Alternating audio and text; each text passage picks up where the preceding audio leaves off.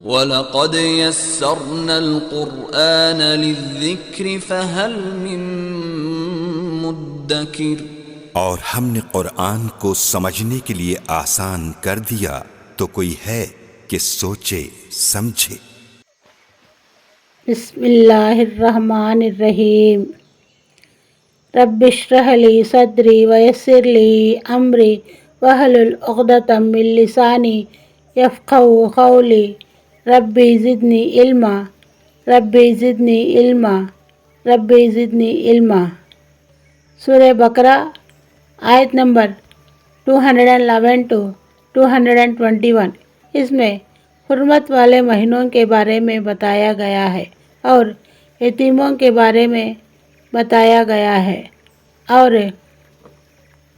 مشرک مرد اور عورت سے باندی اور غلام بہتر ہیں، یہ بتایا گیا ہے۔ آیت نمبر 211۔ بنی اسرائیل سے پوچھو، ہم نے ان کو کتنی ساری کھلی نشانیاں دی تھی، اور جس شخص کے پاس اللہ کی نعمت آ چکی ہو پھر وہ اس کو بدل ڈالے، تو ایسے یاد رکھنا چاہیے کہ اللہ کا عذاب بڑا سخت ہے۔ آیت نمبر 212۔ جن لوگوں نے کفر اپنا لیا ہے ان کے لیے دنیاوی زندگی بڑی دلکش بنا دی گئی ہے، اور وہ اہل ایمان کا مذاق اڑاتے ہیں، حالانکہ جنہوں نے تقوی اختیار کیا ہے وہ قیامت کے دن ان سے کہیں بلند ہوں گے، اور اللہ جس کو چاہتا ہے بے حساب رزق دیتا ہے۔ یہ فقرہ دراصل کفار کے اس باطل دعوے کا جواب ہے کہ اللہ تعالیٰ چونکہ ہمیں خوب رزق دے رہا ہے، اس لیے یہ اس بات کی علامت ہے کہ وہ ہمارے عقائد اور اعمال سے ناراض نہیں ہے۔ جو اب دیا گیا ہے کہ دنیا میں رزق کی فراوانی کسی کے حق پر ہونے کی دلیل نہیں۔ دنیاوی رزق کے لیے اللہ کے نزدیک الگ معیار مقرر ہے، یہاں اللہ تعالیٰ جس کو چاہتا ہے بے حساب رزق دے دیتا ہے، گویا وہ کافر ہی کیوں نہ ہو۔ آیت نمبر 213۔ شروع میں سارے انسان ایک ہی دین کے پیروی تھے، پر جب ان میں اختلاف ہوا تو اللہ نے نبی بھیجے جو حق والوں کو خوشخبری سناتے اور باطل والوں کو ڈراتے تھے، اور ان کے ساتھ حق پر مشتمل کتاب نازل کی تاکہ وہ لوگوں کے درمیان ان باتوں کا فیصلہ کرے جن میں ان کا اختلاف تھا۔ اور افسوس کی بات یہ ہے کہ کسی اور نے نہیں بلکہ خود انہوں نے، جن کو وہ کتاب دی گئی تھی، روشن دلیل آ جانے کے بعد بھی صرف باہمی ضد کی وجہ سے اسی کتاب میں اختلاف نکال لیے۔ پھر جو لوگ ایمان لائے اللہ نے انہیں اپنے حکم سے حق کی ان باتوں میں راہ راست تک پہنچایا جن میں انہوں نے اختلاف کیا تھا، اور اللہ جسے چاہتا ہے راہ راست تک پہنچا دیتا ہے۔ آیت نمبر 214۔ مسلمانوں، کیا تم نے یہ سمجھ رکھا ہے کہ تم جنت میں یوں ہی داخل ہو جاؤ گے، حالانکہ ابھی تمہیں اس جیسے حالات پیش نہیں آئے جیسے ان لوگوں کو پیش آئے تھے جو تم سے پہلے ہو گزرے ہیں، اور ان پر سختیاں اور تکلیفیں آئیں اور انہیں ہلا ڈالا گیا، یہاں تک کہ رسول اور ان کے ایمان والے ساتھ بول اٹھے کہ اللہ کی مدد کب آئے گی۔ یاد رکھو اللہ کی مدد نزدیک ہے۔ آیت نمبر 215۔ لوگ آپ سے پوچھتے ہیں کہ وہ اللہ کی خوشنودی کے لیے کیا خرچ کرے۔ آپ کہہ دیجئے کہ جو مال بھی تم خرچ کرو وہ والدین، قریبی رشتہ دار، یتیموں، مسکینوں اور مسافروں کے لیے ہونا چاہیے، اور تم بھلائی کا جو کام بھی کرو اللہ اس سے پوری طرح باخبر ہے۔ آیت نمبر 216۔ تم پر دشمنوں سے جنگ کرنا فرض کیا گیا اور وہ تم پر گرا ہے، اور یہ عین ممکن ہے کہ تم ایک چیز کو برا سمجھو حالانکہ وہ تمہارے حق میں بہتر ہے، اور یہ بھی ممکن ہے کہ تم ایک چیز کو پسند کرو حالانکہ وہ تمہارے حق میں بری ہے، اور اصل حقیقت تو اللہ جانتا ہے اور تم نہیں جانتے۔ آیت نمبر 217۔ لوگ آپ سے حرمت والے مہینوں کے بارے میں پوچھتے ہیں کہ اس میں جنگ کرنا کیسا ہے؟ آپ کہہ دیجئے کہ اس میں جنگ کرنا بڑا گناہ ہے، مگر لوگوں کو اللہ کے راستے سے روکنا، اس کے خلاف کفر کی روشن اختیار کرنا، مسجد حرام پر بندش لگانا اور اس کے پاسبان کو وہاں سے نکال باہر کرنا اللہ کے نزدیک زیادہ بڑا گناہ ہے، اور فتنہ قتل سے بھی زیادہ سنگین چیز ہے، اور یہ کافر تم لوگوں سے برابر جنگ کرتے رہیں گے یہاں تک کہ اگر ان کا بس چلے تو یہ تم کو تمہارے دین چھڑوانے پر آمادہ کر دے، اور اگر تم میں سے کوئی شخص اپنا دین چھوڑ دے اور کافر ہونے کی حالت میں ہی مرے تو اسے لوگوں کے اعمال دنیا اور آخرت دونوں میں اخارت ہو جائیں گے۔ ایسے لوگ دوزخ والے ہیں، وہ ہمیشہ اسی میں رہیں گے۔ سورہ توبہ میں 4 مہینوں کو اشہر حرم کہا گیا ہے، یعنی حرمت والے مہینے۔ آن حضرت صلی اللہ علیہ وسلم نے ان کی تشریح کرتے ہوئے فرمایا ہے کہ یہ 4 مہینے رجب، ذوالقعدہ، ذوالحجہ اور محرم ہیں۔ ان مہینوں میں جنگ منع ہے، البتہ اگر کوئی دشمن حملہ کر دے تو اپنا دفاع کیا جا سکتا ہے۔ ایک مرتبہ ایک سفر کے دوران چند صحابہ کی کچھ مشرکین سے جھڑپ ہو گئی اور مشرکین میں سے ایک آدمی عمر بن امیہ ضمری مسلمانوں کے ہاتھوں مارا گیا۔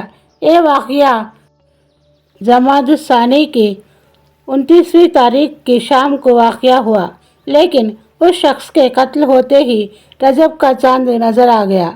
اس پر مشرکین نے مسلمانوں کے خلاف ایک طوفان مچا دیا کہ یہ لوگ حرمت والے مہینے کا بھی پاس نہیں کر رہے ہیں۔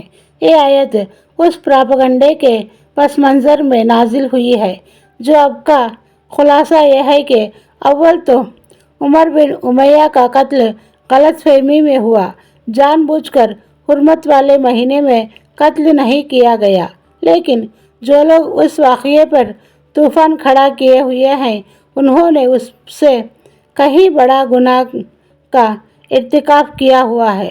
وہ لوگوں کو نہ صرف مسجد حرم سے روکتے ہیں بلکہ جو لوگ حقیقتاً مسجد حرم میں عبادت کے اہل ہیں ان کے لیے زندگی حزیرن بنا کر انہیں یہاں سے نکلنے پر مجبور کرتے ہیں اور اللہ تعالیٰ کے ساتھ کفر کی روش اختیار کیے ہوئے ہیں۔ آیت نمبر 218۔ اس کے برخلاف جو لوگ ایمان لائے اور جنہوں نے ہجرت کی اور اللہ کے راستے میں جہاد کیا تو وہ بے شک اللہ کی رحمت کے امیدوار ہیں اور اللہ بہت بخشنے والا بڑا مہربان ہے۔ آیت نمبر 219۔ لوگ آپ سے شراب اور جوئے کے بارے میں پوچھتے ہیں، آپ کہہ دیجئے کہ ان دونوں میں بڑا گناہ بھی ہے اور لوگوں کے لیے کچھ فائدے بھی ہیں، اور ان دونوں کا گناہ ان کے فائدے سے زیادہ بڑا ہوا ہے۔ اور لوگ آپ سے پوچھتے ہیں کہ وہ اللہ کی خوشنودی کے لیے کیا خرچ کرے، آپ کہہ دیجئے کہ جو تمہاری ضرورت سے زیادہ ہو۔ اللہ اسی طرح اپنے احکام تمہارے لیے صاف صاف بیان کرتا ہے تاکہ تم غور و فکر سے کام لو۔ چنانچہ اہل عرب صدیوں سے شراب کے عادی تھے، اس لیے اللہ تعالیٰ نے ان کی حرمت کے اعلان میں तशरीह से काम लिया। पहले सूरह नहल में एक लतीफ़ इशारा दिया कि नशा लाने वाली शराब अच्छी चीज़ नहीं है। फिर सूरह बकरा की उस आयत में कदरे वाज़िहात से फरमाया कि शराब पीने के नतीजे में इंसान से बहुत सी ऐसी हरकतें सरजद हो जाती हैं जो गुनाह है, और अगरचे उसमें कुछ फ़ायदे भी हैं मगर गुनाह के इम्कानात ज़्यादा हैं। फिर सूरह निसा में ये हुक्म आया कि नशे की हालत में नमाज ना पढ़ो। बिलाखिर सूरह माइदा में शराब को नापाक और शैतानी अमल करार देकर उससे मुकम्मल परहेज़ करने का साफ साफ हुक्म दे दिया गया। बाद साहबा से मुंतक़िल है कि उन्होंने सदक़े का सवाब सुनकर अपनी सारी पूंजी सदका कर दी, यहाँ तक कि अपने और अपने अहल व अयाल के लिए कुछ न छोड़ा और घर वाले भूखे रह गए। इस आयत ने बतलाया कि सदका वही दुरुस्त है जो अपनी और अपने घर वालों की ज़रूरतें पूरी करने के बाद किया जाए। चुनाचे आन हज़रत सल्लल्लाहु अलैहि वसल्लम ने मुतादिर हदीस में इस पर जोर दिया है कि सदका इतना होना चाहिए कि घर वाले मोहताज ना हो जाए। आयत नंबर 220। दुनिया के बारे में भी और आखिरत के बारे में भी और लोग आपसे यतीमों के बारे में पूछते हैं। आप कह दीजिए कि उनकी भलाई चाहना नेक काम है, और अगर तुम उनके साथ मिलजुल कर रहे तो कुछ हर्ज नहीं, क्योंकि वो तुम्हारे भाई ही हो तो हैं, और अल्लाह खूब जानता है कि कौन मामलात बिगाड़ने वाला है और कौन संवारने वाला। और अगर अल्लाह चाहता तो तुम्हें मुश्किल में डाल देता। यकीनन अल्लाह का इख्तिदार भी कामिल है, हिकमत भी कामिल। जब कुरान करीम में यतीमों का माल खाने पर सख्त वदीद सुनाई तो बाद सहाबा जिनकी सरपरस्ती में कुछ यतीम थे इतनी एहतियात करने लगे कि उनका खाना अलग पकवाते और उन्हें अलग ही खिलाते, यहाँ तक कि अगर उनका कुछ खाना बच जाता तो सड़ जाता था। इसमें तकलीफ़ भी थी और नुकसान भी। इस आयत ने वाज़े कर दिया कि असल मकसद ये है कि यतीम की मसलहत का पूरा ख्याल रखा जाए। सरपरस्तों को मुश्किल में डालना मकसद नहीं है, लिहाजा उनका खाना साथ पकाने और साथ खिलाने में कोई हर्ज नहीं है, बशर्ते के माकूलियत और इंसाफ के साथ उनके माल से उनके खाने का खर्च वसूल किया जाए। फिर अगर गैर इरादी तौर पर कुछ कमी पेशी हो भी जाए तो माफ़ है। हाँ, जानबूझकर उनको नुकसान ना पहुंचाया जाए। रही यह बात कि कौन इंसाफ और इस्लाह से काम ले रहा है और किसी की नीयत ख़राब है, उसे अल्लाह ताला खूब जानता है। आयत नंबर 221। और मुश्रिक औरतों से उस वक्त तक निकाह ना करो जब तक वो ईमान ना ले आए। यकीनन एक मोमिन बांदी किसी भी मुश्रिक औरत से बेहतर है, गोया वो मुश्रिक औरत तुम्हें पसंद आ रही हो। और अपनी औरतों का निकाह मुश्रिक मर्दों से ना कराओ जब तक वो ईमान ना ले आए। और यकीनन एक मोमिन गुलाम किसी भी मुश्रिक मर्द से बेहतर है, गोया वो मुश्रिक मर्द तुम्हें पसंद आ रहा हो। ये सब दोज़ख की तरफ बुलाते हैं, जबकि अल्लाह अपने हुक्म से जन्नत और मग़फ़िरत की तरफ बुलाता है और अपने अहकाम लोगों के सामने साफ साफ बयान करता है ताकि वो नसीहत हासिल करे। अस्सलाम वालेकुम व रहमतुल्लाहि व बरकातुहू।